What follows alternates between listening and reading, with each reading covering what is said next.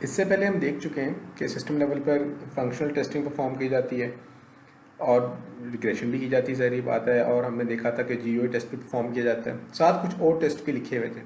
तो वो कैटेगरीज आज हम देखेंगे। इससे पहले हम क्या देख चुके हैं,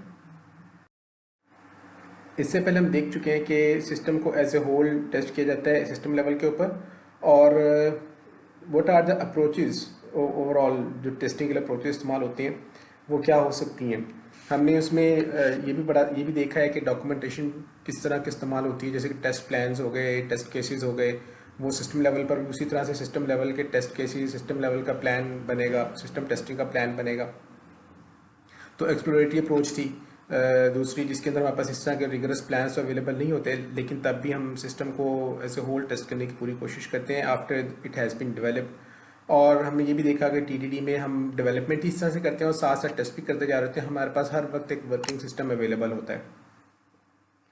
तो जब भी हमारे पास एक सिस्टम अवेलेबल है, हम किस किस कैटेगरी की टेस्टिंग कर सकते हैं वो इसमें से कुछ हिस्सा हम पहले देख भी चुके हैं, जैसे कि फंक्शनल टेस्ट का और जीयूआई कंपोनेंट, जीयूआई टेस्टिंग का। कुछ हम आज देखेंगे, जैसे जीयूआई टेस्टिंग की हमने सिर्फ गाइडलाइंस देखी थी, हम ज़रा सी और चीज़ें उसके बारे में आज पढ़ लेंगे। फिर रोबस्टनेस टेस्ट हैं, इंटरऑपरेबिलिटी टेस्ट हैं, परफॉर्मेंस, सिक्योरिटी, रिग्रेशन, डॉक्यूमेंटेशन। इनको आज हम कुछ वक्त जो है हर एक को देंगे। ये जो हम इनको थोड़ा थोड़ा टाइम देंगे, इसमें हम ऑब्जेक्टिव्स देखेंगे बाज़ात के। फॉर एग्जांपल सिक्योरिटी टेस्ट का ऑब्जेक्टिव क्या होना चाहिए। हम करेक्टरिस्टिक्स देखेंगे, फॉर एग्जांपल किन करेक्टरिस्टिक्स को स्टडी करना चाहिए वेल परफॉर्मिंग परफॉर्मेंस टेस्टिंग और रोबस्टनेस टेस्टिंग। सिमिलरली किन एस्पेक्ट से हम एक ख़ास किस्म की टेस्टिंग कर सकते हैं, और कुछ एग्जांपल्स भी हर एक कैटेगरी में देखेंगे जो हमारे काम आ सकती हैं। जीयूआई एंड यूजेबिलिटी टेस्ट हम एक ही वक्त में दोनों कर सकते हैं। जीयूआई टेस्ट में हमारा ऑब्जेक्टिव क्या होना चाहिए, हमें चाहिए ये कि हम वेरीफाई करें that the GUI components are working as expected. If there are any scroll bars when they are actually activated when required, and they can be used when required। ऐसा ना हो कि पेज पे स्क्रॉल बार की ज़रूरत थी लेकिन स्क्रॉल बार नहीं आ रही और पेज जो है वो आधा नज़र आ रहा है, आधा नज़र ही नहीं आ रहा, या स्क्रीन आधी नज़र आ रही है, आधी नज़र ही नहीं आ रही है, and we can not scroll down और स्क्रॉल लेफ्ट और राइट। सिमिलरली डायलॉग बॉक्सेस जहाँ पर होने चाहिए अपेयर वहीं पर अपेयर भी होते हैं, और उनसे वापस जाने का रास्ता भी होता है। इस तरह की चीज़ें भी हम जीयूआई कंपोनेंट टेस्टिंग में देख रहे होते हैं। And if there is a database action, database activity on press of a button, तो वो भी हमें वेरीफाई करनी होती है जीयूआई कंपोनेंट टेस्टिंग के टाइम पर ही कि yes the buttons are performing as expected or desired। उसके अलावा जीयूआई टेस्टिंग के टाइम पर हमें देखना होता है कि करेक्ट कंपोनेंट इस्तेमाल हुआ है एज़ पर रिक्वायरमेंट्स डॉक्यूमेंट या एज़ पर द नीड्स जो कि हमें कहीं से पता चली हैं। ऐसा ना हो कि एक सवाल में या एक जगह पर हमें एक चॉइस सिलेक्ट करनी थी लेकिन हमने वहाँ पे चेक बॉक्स लगा दिया जिसमें से मल्टीपल चॉइसेस सिलेक्ट हो सकती हैं, एंड वाइस वर्सा। मतलब इस तरह की चीज़ें एज एग्जाम्पल हम देख रहे हैं, तो इस तरह की चीज़ें चेक कर लेनी चाहिए at the time of GUI testing. Then we should verify that system is easy to use, यानी अब हम यूजेबिलिटी को भी साथ ही देखना शुरू हो गए। How do we usually measure ease of use, वो हम अभी देखते हैं कुछ देर के बाद, अगली स्लाइड पे है। बट हमें इस दौरान करना क्या है, हमें देखना ये है कि हमने जो मैनुअल्स बनाए हुए हैं वो यूज़फुल हैं, यानी आउटडेटेड नहीं है, उसमें ऐसी इन्फॉर्मेशन नहीं है जिसका कोई काम ना हो। ऑनलाइन हेल्प जो है वो यूज़फुल है। एरर मैसेजेस जो हम डिस्प्ले करवाते हैं जब यूज़र कोई एक्टिविटी ऐसी कर दे जो कि परफॉर्म नहीं की जा सकती, तो वो एरर मैसेजेस भी यूज़फुल हैं। ऐसे एरर मैसेजेस नहीं है कि यूज़र को समझ ही कुछ ना आए, मतलब जो हमारी एक्सेप्शंस की एग्जैक्ट लैंग्वेज होती है वो ना लिखी हुई हो, इसमें हेक्स ना आ रहा हो एरर मैसेज के अंदर, उसके अंदर फ्रेंडली मैसेज हो जिसमें नज़र आ रहा हो कि अच्छा एक प्रॉब्लम खास जगह पर किसी वजह से हुई है, उससे किस तरह से बचा जा सकता है या नेक्स्ट टाइम कैसे अवॉइड किया जा सकता है, एटसेट्रा एटसेट्रा। इस तरह से लिखी जा सकती है एरर मैसेजेस में, जिससे हमारी यूजेबिलिटी इंक्रीज़ होगी। तो ये हम टेस्टिंग के दौरान चेक कर सकते हैं कि हमारे एरर मैसेजेस कितने यूज़फुल हैं।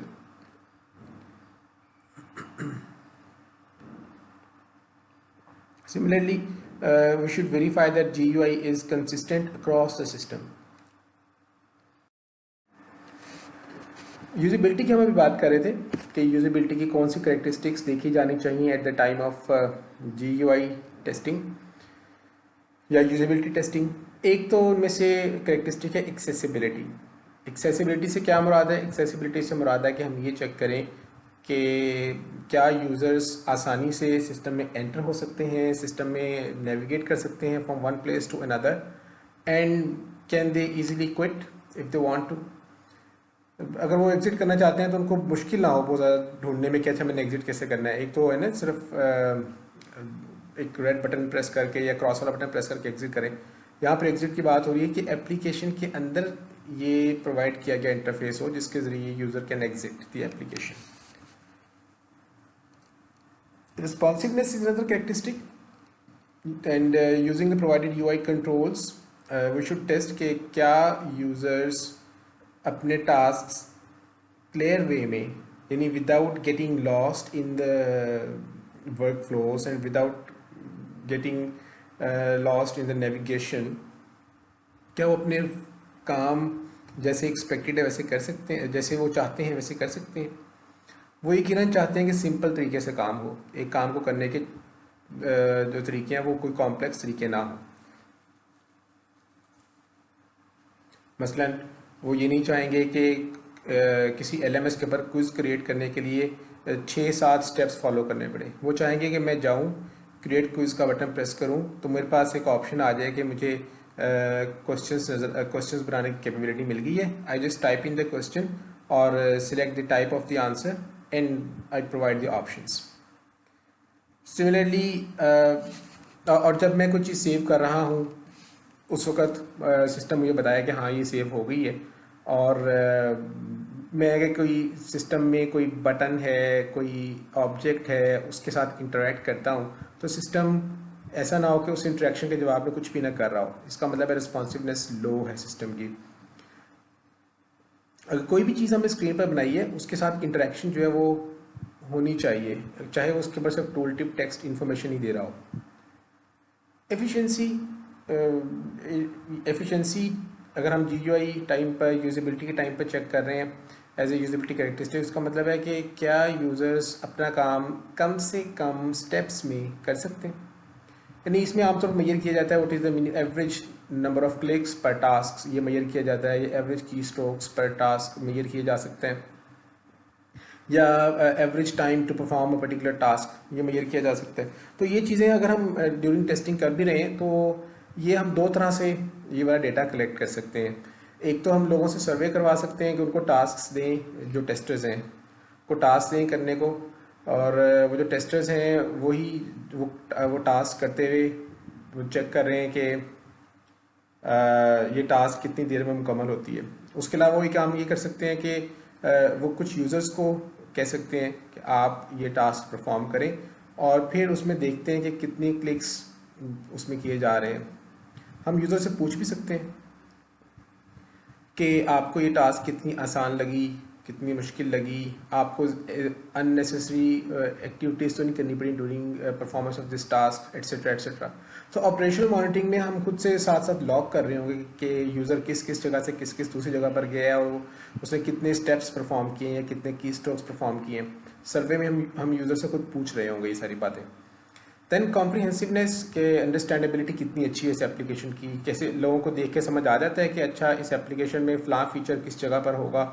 इस तरह का स्ट्रक्चर अगर समझ आ जाता है ईजिली तो इसका मतलब है कि कॉम्प्रिहेंसिवनेस अच्छी है. तो ये भी यूजिबिलिटी टेस्टिंग के टाइम का काम है, और ये आमतौर पर सर्विस के ज़रिए किया जा सकता है, क्योंकि परसेप्शन है, परसीव करते हैं यूज़र्स किस तरह से इसके स्ट्रक्चर को, वही हम बता रहे हैं. एज ए डेवलपर तो हमें वो स्ट्रक्चर हमेशा ठीक लगेगा क्योंकि हमने, और इजी लगेगा, कॉम्प्रिहेंसिबल लगेगा. ठीक तो यहाँ पे डिस्कशन ही नहीं है क्योंकि हमने तो खुद बनाया है उसको, और हम जिस तरह से समझते थे कि होना चाहिए हमने वही बनाया था. सो ये असल में यूज़र्स होंगे जो बताएंगे कि वेदर इट इज़ कॉम्प्रिहेंसिबल और नॉट.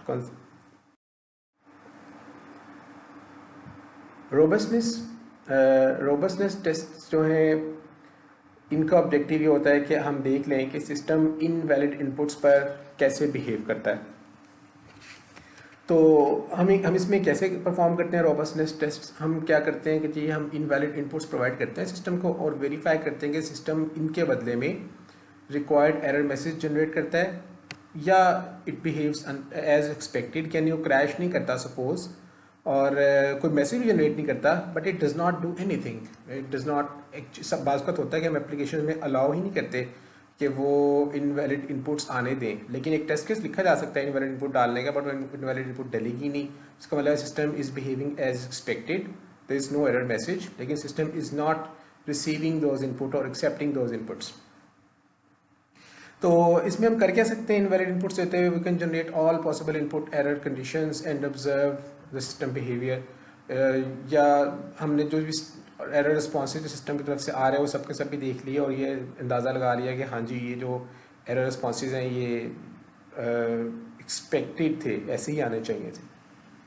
देन रोबस्टनेस टेस्ट में हम ये भी वेरीफाई कर सकते हैं कि system operates normally after recovering from a power glitch. अचानक कोई पावर फेलियर हुआ है, सिस्टम को बंद होना पड़ा है, तो अब जब वो रिकवर होकर आया है दोबारा वापस रीबूट होकर वापस आया है, तो अब भी ये बिल्कुल सही परफॉर्म कर रहा है। ये ऐसा नहीं है कि इसकी कोई एक फंक्शनैलिटी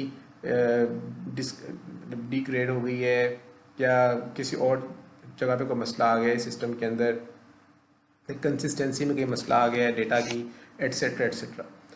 ये चीज़ें टेस्ट की जा सकती हैं। Then we should verify the system stays operational even if in degraded mode if some elements in the network are disabled or removed. ऐसा नहीं है कि सिस्टम पूरे का पूरा क्रैश ही कर जाए। अगर एक पूरे ऑपरेशनल इन्वायरमेंट के अंदर जहाँ पर नेटवर्क है, कनेक्शंस मौजूद हैं, एक इस सिस्टम ने दूसरे सिस्टम से बात भी करनी है, यहाँ पर अगर इस पाथ वे में जहाँ पर एक जगह से दूसरी जगह डेटा जा रहा है या रिक्वेस्ट जा रही है, इसमें कहीं कोई ग्लिच आती है, कहीं पे कोई चीज़ रिमूव हो जाती है, डिसेबल हो जाती है, तो सिस्टम कैसे बिहेव कर रहा है? रोबस्टनेस टेस्ट का मतलब है कि इस वक्त सिस्टम ऑपरेशनल ज़रूर रहेगा। ये बिल्कुल अनएक्सपेक्टेड चीज़ थी। हम ये भी नहीं समझ रहे थे कि ये सिस्टम की यानी अपना एरर नहीं है, ये सिस्टम की यूजेज के दौरान कहीं एक्सटर्नल फैक्टर था जिसकी वजह से ये मसला आया। फॉर एग्जांपल एक नेटवर्क फाइल सिस्टम में एक नोड या दो नोड जिनके ऊपर फाइल का कंटेंट मौजूद था वो डाउन हो गए किसी वजह से। अब इसका मतलब ये नहीं कि जो बाकी नोड्स में जितना बाकी कंटेंट है वो भी प्रोवाइड नहीं कर सकते, उनको चाहिए कि वो प्रोवाइड करते रहें जब तक कि वो दोनों सिस्टम्स दोबारा से रिकवर करके आ नहीं चाहते। Similarly during an ATM usage, अगर कोई दरमियान में बैंक होस्ट मैं किसी एक एटीएम में गया हूँ किसी एक बैंक की, लेकिन मेरा कार्ड जो है वो बैंक 2 का, बैंक 2 इज़ अनरीचेबल, तो इसका मतलब ये नहीं है कि बैंक 1 वाली एटीएम अपने बाकी काम भी छोड़ दे। तो ये हमारे रोबस्टनेस टेस्ट है। इसमें हम आमतौर पे अपने बाउंड्री वैल्यू एनालिसिस वाले जो टेस्ट हैं वो भी परफॉर्म कर लेते हैं इसी टेस्टिंग के दौरान सिस्टम लेवल पर। फिर इंटरऑपरेबिलिटी टेस्ट हैं। इंटरऑपरेबिलिटी टेस्ट वेरीफाई करते हैं कि system works as expected with third party products. For example एक LMS है, it works fine when integrated with MOS और Turnitin। तो अगर LMS कोई लर्निंग मैनेजमेंट सिस्टम बनाया हुआ है तो हम कह रहे हैं कि इट शुड वर्क फाइन। अगर मैं उसको Turnitin का प्लगइन के साथ जोड़ने की कोशिश करूँ ताकि मेरे जो सबमिशन हैं उस LMS के ऊपर वो Turnitin के थ्रू होकर आए, और सिमिलरली मैं कहता हूँ कि कोड वाली सबमिशंस MOS के थ्रू या JPLAG के थ्रू होकर आए, मैं ये इंटीग्रेशन परफॉर्म करना चाह रहा हूँ, तो LMS should keep running and should allow me to do this अगर उसमें कैपेबिलिटी मौजूद है। तो अगर कैपेबिलिटी मौजूद है लेकिन वो इंटीग्रेट होने के बाद सही काम नहीं करता तो इसका मतलब है इंटरऑपरेबिलिटी का मसला है इस सिस्टम के अंदर। सिमिलरली इंटरऑपरेबिलिटी टेस्ट में हम वेरीफाई करते हैं कि system works as expected when a range of software and hardware elements are involve in the operational environment. For example एक एप्लीकेशन है, एक वेब एप्लीकेशन, उसने मल्टीपल ब्राउज़र से रिक्वेस्ट लेनी है, मल्टीपल हार्डवेयर पे multiple types of application web servers चल रहे हैं, वहाँ से रिस्पांस जनरेट होने हैं और वो रिस्पांस दोबारा फिर ब्राउज़र्स तक पहुँचने हैं। ये सारी की सारी सिचुएशन जो है वो देख रहे हैं कि मुख्तलिफ तरह के हार्डवेयर पर चलने वाले मुख्तलिफ तरह के वर्जन्स वाले हमारे एप्लीकेशन एंड वेब सर्वर्स हैं और वो सब के सब आपस में जुड़ के सही काम कर रहे हैं। ये भी इंटरऑपरेबिलिटी टेस्ट में आती है चीज़ यहाँ पर आप अगर रिकॉल करें पेयर वाइज टेस्टिंग में हमारी इससे मिलती जुलती एग्जांपल थी। तो हम यहाँ पर तमाम के तमाम अपने इंटरऑपरेबिलिटी टेस्ट के दौरान अगर हम वर्जन्स चेक करना चाह रहे हैं, हर वर्जन हर हार्डवेयर के साथ, हर सॉफ्टवेयर वर्जन हर हार्डवेयर वर्जन के साथ चेक करना चाह रहे हैं, तो हम पेयर वाइज टेस्टिंग यहाँ पर इस्तेमाल कर सकते हैं। तो हमने देखा था pair wise testing system level पर ही काम कर रही थी।